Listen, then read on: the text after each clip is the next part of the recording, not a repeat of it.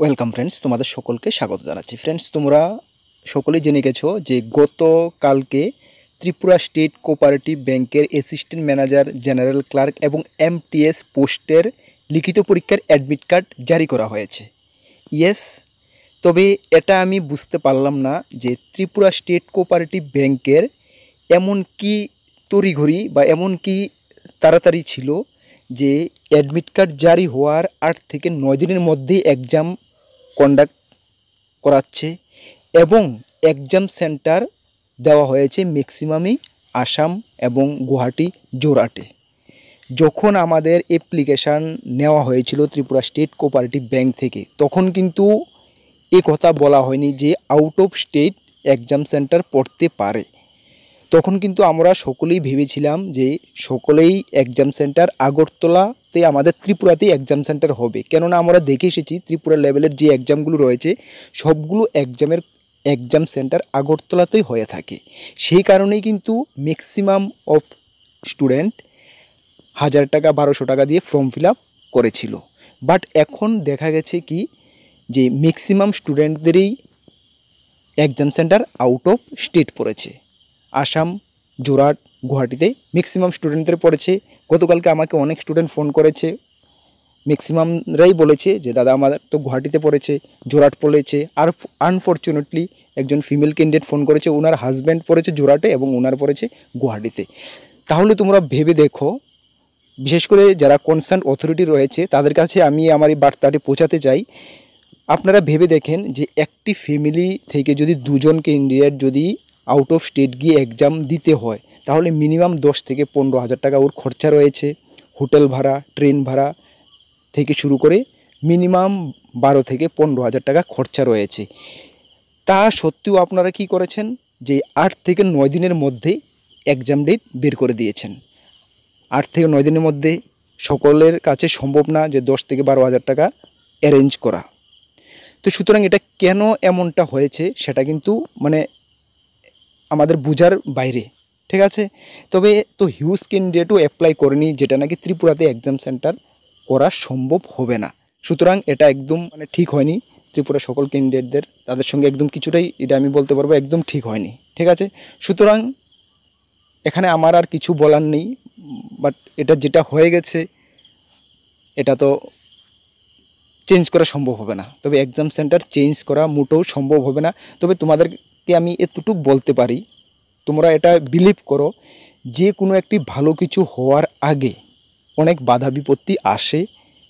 সুতরাং তোমরা এটা ধরে নাও, তোমাদের যাদেরই বাইরে স্টেটে এক্সাম সেন্টার পড়েছে, মনে করো ওইটা তোমাদের সামনে একটি মোটামুটি একটি বাধার মতন হয়েছে। ওই বাধাটা যদি তুমি টপকিয়ে যদি যেতে পারো তাহলে সাকসেস তোমার হাতে আসবে। সুতরাং আমি এটা তোমাদেরকে বলবো, বাইরের স্টেটে এক্সাম হয়েছে, মন খারাপ করবে না। যে কোনোভাবেই হোক অ্যারেঞ্জ করে, টাকা পয়সা অ্যারেঞ্জ করে যে কোনোভাবেই হোক গিয়ে এক্সামটা দাও, তোমাদের বেটার হবে, ভালো হবে, ঠিক আছে। এটা মনে রাখবে, আমি আবারও বলি এটা মনে রাখবে, আমিও এটা বিশ্বাস করি যে কোনো একটি ভালো কিছু হওয়ার আগে কিছু একটা সংকেত পাওয়া যায়। সুতরাং তুমি মনে করো তোমাদের সঙ্গে কিছু ভালো ফেয়ার হচ্ছে, সেই কারণে তোমাদের সামনে এই সংকেতটা এসেছে, ঠিক আছে। চলো, যে কোনোভাবে হোক অ্যারেঞ্জ করে তোমরা পরীক্ষা দিতে যাও, ওকে। চলো, আরেকটি কথা তোমাদেরকে বলবো, যে যদি তোমরা পরীক্ষা দিতে যাও তোমাদেরকে আরেকটি বেনিফিট হতে পারে। কেমন বেনিফিট? যেটা অনেক ক্যান্ডিডেট কিন্তু গুয়াহাটি, আসাম তাদের কাছে সম্ভব না যে 8-10 দিনের মধ্যে পয়সা অ্যারেঞ্জ করে যাওয়ার। সুতরাং মোটামুটি একটা পার্সেন্টেজ ক্যান্ডিডেট কিন্তু এক্সাম দিতে যাবে না, ঠিক আছে। তো তোমরা যারাই এক্সাম দিতে যাবে তোমাদের কিন্তু এক্সট্রা একটা বেনিফিট হয়ে যাবে। কেন? যে ক্যান্ডিডেট ফর্ম ফিল আপ করেছে এর থেকে যদি কিছু ক্যান্ডিডেট না পরীক্ষা দিতে যায়, তাহলে কিন্তু তোমাদের যে কাট অফটা কিন্তু অটোমেটিক এটা নিচের দিকে চলে আসবে। সুতরাং তোমরা গিয়ে যারাই পরীক্ষা দেবে, পরীক্ষা তোমরা ভালো হবে, তোমাদের কিন্তু চাকরিটা পাওয়ার সম্ভাবনাটা অনেকটা বেড়ে যাবে। সুতরাং তোমরা ট্রাই করো যাওয়ার, গিয়ে পরীক্ষাটা যেভাবে হোক পরীক্ষাটা দিতে চেষ্টা করো।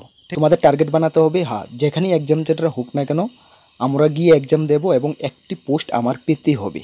তার জন্য তোমাদেরকে সঠিক প্রিপারেশান এই 7 থেকে 8 দিনের মধ্যে তোমাদের করতে হবে এবং কমপ্লিট সিলেবাসটাকে তোমাকে সুন্দরভাবে কভার করে যেতে হবে।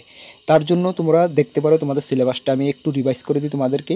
প্রথম যে অ্যাসিস্ট্যান্ট ম্যানেজার এবং ক্লারিক্যাল পোস্টের জন্য একটি 160টি করে কোশ্চেন থাকবে, 160 মার্ক থাকবে। তার জন্য তোমাদেরকে 2 ঘন্টা সময় দেওয়া হবে এবং সেম ক্লারিক্যাল ক্ষেত্রে 160টি কোশ্চেন থাকবে, 160 মার্কের জন্য 2 ঘন্টা সময় দেওয়া হবে এবং এমটিএসের ক্ষেত্রে 100টি কোশ্চেন থাকবে, তার জন্য তোমাকে 2 ঘন্টা সময় দেওয়া হবে।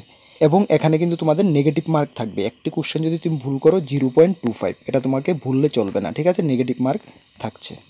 তার জন্য তোমাদের সিলেবাসটা কিন্তু তোমাদের টপিক ধরে ধরে কমপ্লিট করতে হবে। প্রথমে যে তোমাদের অ্যাসিস্ট্যান্ট ম্যানেজারে রয়েছে, প্রথম যে রয়েছে দেখো প্রথম পার্টে ফাইন্যান্সিয়াল অ্যান্ড কম্পিউটার অ্যাসিস্ট্যান্ট। ফাইন্যান্সিয়ালের মধ্যে তোমরা কী পড়বে, ব্যাংকিং যে ডিফারেন্ট রেটগুলো রয়েছে যেমন CRR, SLR, repo rate, reserve repo rate, এগুলো দেখবে, এনপিএস দেখবে, fixed policy, monitoring policy, national income, এগুলো তোমরা একটু ভালো করে দেখে যাবে। সঙ্গে জিএসটিও দেখবে। কম্পিউটারের মধ্যে হিস্টোরি থেকে শুরু করে কম্পিউটার জেনারেশন সব কিছু কম্পিউটারে ভালো করে দেখতে হবে। এবং ক্রেডিট অ্যাওয়ারনেসের যে পার্টগুলো রয়েছে দেখবে। ইংলিশে তো কী কী দেখবে তোমরা সকলেই জানো, English grammar portion, article, preposition দেখবে, তারপরে তোমাদের অ্যান্টোনিম, সিনোনিম দেখবে, ইডিয়মস দেখবে, এরর কারেকশন দেখবে, সেন্টেন্স রিঅ্যারেঞ্জমেন্ট দেখবে, রিডিং অফ কম্প্রিহেনশন দেখবে, এগুলো ভালো করে দেখে যাবে, এখান থেকে তোমাদের থাকবে। এবং রিজনিংয়ের ক্ষেত্রে এই টপিকগুলো তোমরা দেখে যাবে, number series, letter series, coding, decoding, order, ranking, sitting arrangement, puzzle, blood relation, data sufficiency, এই টপিকগুলো একটু ভালো করে দেখা যাবে। এখান থেকে ম্যাক্সিমাম কোশ্চেন থাকে, প্রিভিয়াস ইয়ারগুলোতে দেখা গিয়েছে। তাছাড়া ম্যাথমেটিক্স যেটা নিউমেটিক্যাল এবিলিটি বা কোয়ান্টিটিভ অ্যাপটিটিউড থেকে তোমরা simplification, number series, percentage, profit loss, simple এবং compound interest, average, partnership, time work, এই টপিকগুলো তোমরা ভালো করে দেখা যাবে। এখান থেকে তোমাদের ম্যাক্সিমাম নাম্বার ক্যারি করবে। আর তোমাদেরকে আমি ইনফর্ম করতে চাই যে আমাদের সাজেশান তোমাদের জন্য ফুল 3টা পোস্টের ফুল কমপ্লিট সাজেশান আমাদের কাছে রয়েছে। সেখানে আমরা টপিক ধরে ধরে তোমাদেরকে কভার করে দিয়েছি, ঠিক আছে।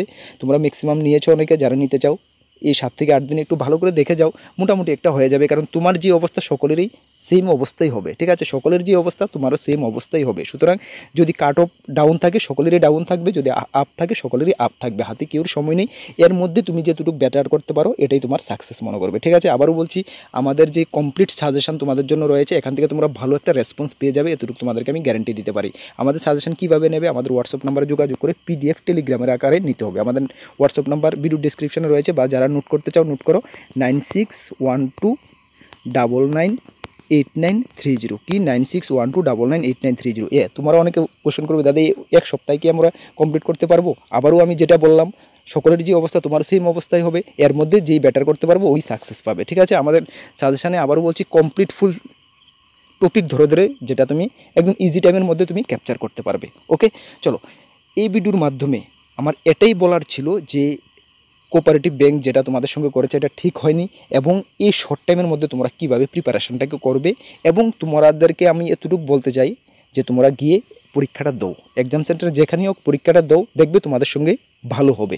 এই কথাটা আমার মনে রাখবে, তোমাদের সঙ্গে ভালো কিছু হবেই, ঠিক আছে। চলো কন্টিনিউ, আমরা 2-4 দিন রয়েছে। অ্যাকচুয়ালি ইলেকশনের জন্য তোমাদের ক্লাস আমি দিতে পারবো কিনা এটার গ্যারান্টি আমি দিচ্ছি না, আমি ইলেকশন ডিউটিতে ডেপ্লয় রয়েছি। যদি পারি এর মাঝখানে তোমাদেরকে 1-2টি ক্লাস দেবো।